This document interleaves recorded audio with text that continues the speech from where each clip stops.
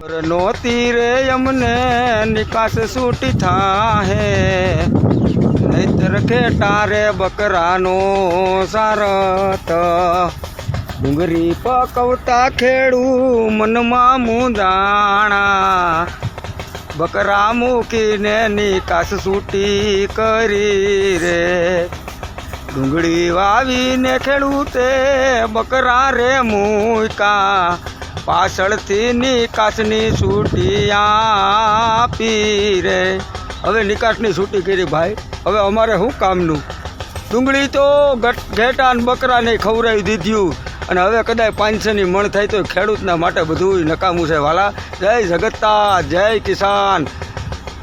અમારો કોક દી ખેડૂતનો સમય આ બાબતમાં સરકારનો એકદમ તદ્દન ખોટો નિર્ણય છે। અટાણ લગન ખેડૂતના એકેય ઘરમાં ડુંગળી છે નહીં, એ ખેતરમાં નથી, બધી વેચાઈ ગઈ છે, બધું પૂરું થઈ ગયું છે। એ પછી અટાણ નિકાસબંધી ચાલુ કરી છે, તો એમાં ખેડૂતનો લાભ નથી, વેપારીનો લાભ છે, વચેટિયાનો લાભ છે। સરકારને વિનંતી છે કે આવી ડુંગળીને 2 મહિના પહેલાં કરી તો બધા ખેડૂતોને રાહત મળત। અત્યારે ખેડૂતને કોઈ જાતની કાંઈ છે જ નહીં। આજે જે સરકારે જાહેરાત કરી છે કે ડુંગળીની નિકાસબંધી હટાવવામાં આવી છે, તો અત્યારે તો ખેડૂતના કોઈ પણ ખેતરમાં ડુંગળીનું વાવેતર તો છે નહીં, ડુંગળી તો આવકમાં છે નહીં। જ્યારે ડુંગળી ખેડૂતના ખેતરમાં હતી ત્યારે સરકારે નિકાસબંધી કરી અને ખેડૂતોને મોટું નુકસાન કર્યું, તો ત્યારે જ નિકાસબંધી કરવાની જરૂર નહોતી, અને આ અત્યારે નિકાસબંધી કરવાથી ખેડૂતને 1% ફાયદો થવાનો નથી, અને આ ચૂંટણી નજીક આવે છે એટલે આવી ખેડૂતોને લોભામણી જાહેરાત કરે છે।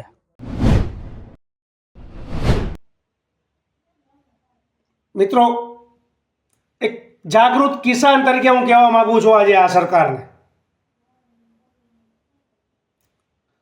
સહકારી મંડળી હોય, મંડળીના સંચાલકો હોય, ઓછામાં ઓછા 5 જણાને ફરજિયાત સભામાં લઈ આવવાના, એવો આદેશ આપો છો તમે મંડળીના કર્મચારીઓને। વાહ, આ ક્યાંનો ન્યાય છે? ખેડૂતોને ખાલિસ્તાની પાકિસ્તાની ના ગણો। હું આ સરકારને ગોદી મીંડિયા, ખેડૂતોને ખાલિસ્તાની પાકિસ્તાની ના ગણે આ સરકાર। પાછા તો મારા કિસાનને, મારા ખેડૂતો સાથે મીટિંગો કરો છો। હું એ પૂછવા માંગુ છું આ સરકારને, મારો કિસાન ખાલિસ્તાની પાકિસ્તાની હોય તો તમારી સરકાર મીટિંગ શું કામ કરવી જોઈએ? આજ મારા ખેડૂતને ખાલિસ્તાની પાકિસ્તાની તમે સમજો છો તો મીટિંગો શેની કરો છો તમે મારા ખેડૂતો હારે? હું એ પૂછવા માંગુ છું આ સરકારને। ઉદ્યોગપતિઓનો તમે ગુલામ છો, હું એ પૂછવા માંગુ છું આ સરકારને। રેલીઓ કરવી છે તમારે, અને કલમ લાગતી નથી તો તમને કોઈ, અને મારા કિસાનને રેલી સભાઓ લઈને નીકળે છે તો 144ની કલમ લાગુ। વાહ, આ ક્યાંનો ન્યાય છે આ સરકારને? હું પૂછવા માંગુ છું આ સરકારને। હું એક જાગૃત કિસાન તરીકે પૂછવા માંગુ છું કે ખેડૂતો માટે અત્યાચાર બંધ કરે આ સરકાર, અને મારો કિસાન, મારો ખેડૂત, વીજળી હોય, કોઈ પણ જણસીનો ભાવ હોય, દવા હોય, બિયારણ હોય, ખાતર હોય, આ તમામ વસ્તુનો વિરોધ કરે એટલે તમે પાસાની વાતો કરો છો। આ માયકાંગલી સરકારને હું પૂછવા માંગુ છું, આ ક્યાંનો ન્યાય છે? ગયા વર્ષે પણ લસણ પાણીના ભાવે વેચાતું હતું,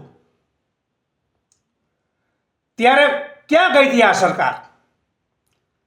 ડુંગળી પાણીના ભાવે વેચાય છે અને વેચાતી હતી ગયા વર્ષે પણ, ક્યાં ગઈ છે આ સરકાર? મારા કિસ્સાની કોઈ પણ જણસી હોય તમે એની ગેરંટી આપો છો, માત્ર ને માત્ર લોલીપોપ અને રેવડીઓ જ આપી છે। હું આ સરકારને કહેવા માંગુ છું કે થપ્પડ ઉપર થપ્પડ મારી છે મારા કિસાનને, તમે ખેડૂતોને તમે રાજ્ય હોય કે કેન્દ્રના તમામ રાજ્યોના વેચાતા નથી લીધા તમે. મારા કિસાન, મારા ખેડૂતને રાજ્ય હોય કે કેન્દ્ર હોય, તમે કોઈ મારા ખેડૂતનો દસ્તાવેજ કરીને વેચાતા નથી લઈ લીધા. હું એ પૂછવા માગું છું આ સરકારને. હું એ કહેવા માગું છું કિસાન આગેવાન તરીકે, આટલા બધા કિસાનોએ ખેડૂતોને હેરાન પરેશાન કરો છો તમે. હું પૂછવા માગું છું આ સરકારને, રાજ્ય અને દેશભરના ખેડૂતોને અકસ્માત થાય તો તમે શું આપી દીધું છે? ખેતીની વાત હોય, નુકસાનીની વાત હોય, માવઠાની વાત હોય કે પછી ભાવ જણસીની વાત હોય, તો શું આપી દીધું છે આ રાજ્ય સરકારે અને કેન્દ્ર સરકારે? આ રાજ્યના મુખ્યમંત્રીએ પણ કિસાન હોય તો ડુંગળી, કપાસ, મુખ્યમંત્રી જો કિસાન હારે તો કોઈ ક્યારેક તો કોઈક દીક આવે મુખ્યમંત્રી પણ. અને આજે ચૂંટણી ટાણે તમે આજે અમને ખેડૂતનું લઈને નીકળ્યા છો. શું તમે આપી શું દીધું છે? આજે 2019 ને 20નો વીમો પણ તમે ખાઈ ગયા છો. 12,500 કરોડનું કૌભાંડ તમે પણ ખાઈ ગયા છો. આ વીમા કંપની હારે તમારી મિલીભગત છે. પછી જમીન માપણીની વાત હોય તો આજે તારીખ પર તારીખ આજ 2 વર્ષથી તમે જમીન માપણીમાં પણ તારીખો આપો છો. તમે ગૂગલ અને મેપમાં પણ આ જમીન માપણીની વાતો કરો છો. કી કિસાનને, કી મારા ખેડૂતના ખેતરમાં આ જમીન માપણીમાં તમે આવ્યા છો? આ રાજ્યના મુખ્યમંત્રીને હું કિસાન હારે તો જો ડુંગળી, કપાસ કે મગફળી, પરંતુ એક કિસાન, એક ખેડૂત તરીકે મને એનો અફસોસ છે કે મુખ્યમંત્રીએ પણ ભૂલાપણ લીધી નથી રાજ્ય લેવલે. એ કહેવા માગું છું આ સરકારને. આજ ઘોડા છૂટી ગયા પછી તબેલાને તાળા મારવાની વાત કરે છે. આજ કેના ઘરમાં, કિસાનના ઘરમાં ડુંગળી હોય? હું એ પૂછવા માગું છું આ સરકારને. જય જવાન, જય કિસાન, જય જગતાર. નહોતી રે અમને નિકાસ છૂટી થાહે, નહીતર ખેટા રે બકરાનો સારત.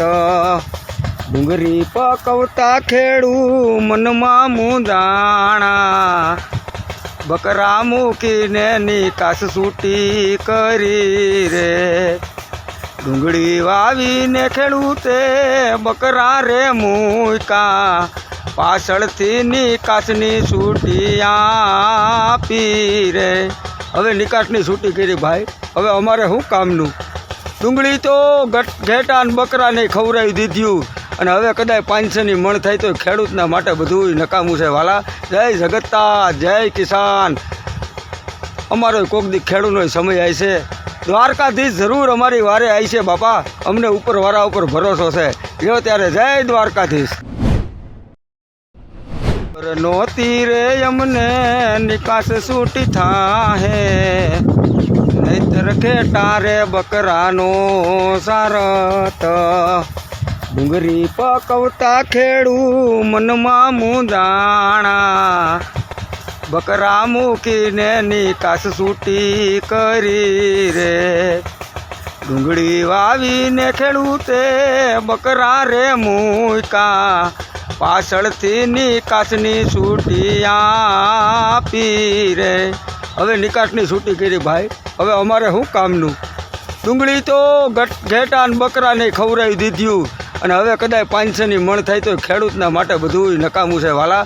જય જગતતા, જય કિસાન. અમારો કોક દી ખેડૂતનો સમય આવી છે. દ્વારકાધીશ જરૂર અમારી વારે આવી છે બાપા.